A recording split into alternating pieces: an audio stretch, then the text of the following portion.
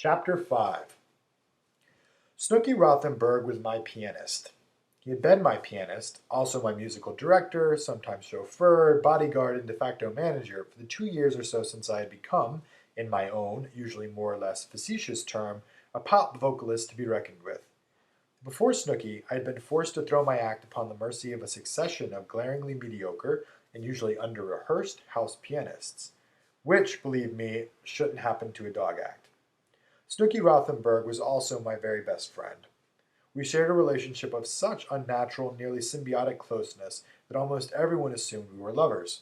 The words old married couple had been used more than once to describe us.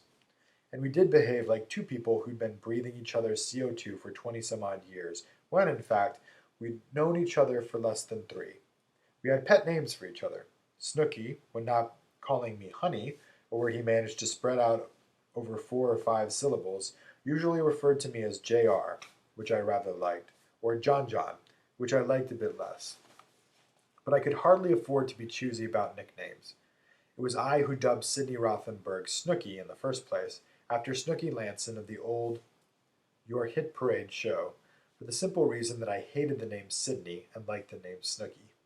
Snooky and I also tended to be thinking the very same thought at the very same time, which allowed us to communicate in a peculiar mixture of grunts, shrugs, and eye-rolling at times when verbal communication was inconvenient. We could speak volumes to one another across a crowded room with the raise of an eyebrow. We also shared identical tastes in almost everything: food, clothes, music, films, just about everything but men, about which we nearly always disagreed.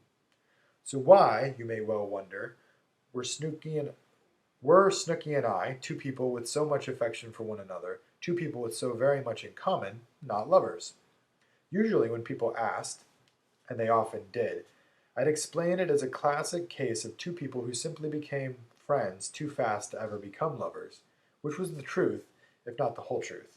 The whole truth includes the fact that, sexually speaking, Snooky Rothenberg and I lacked what in old Hollywood they used to call chemistry.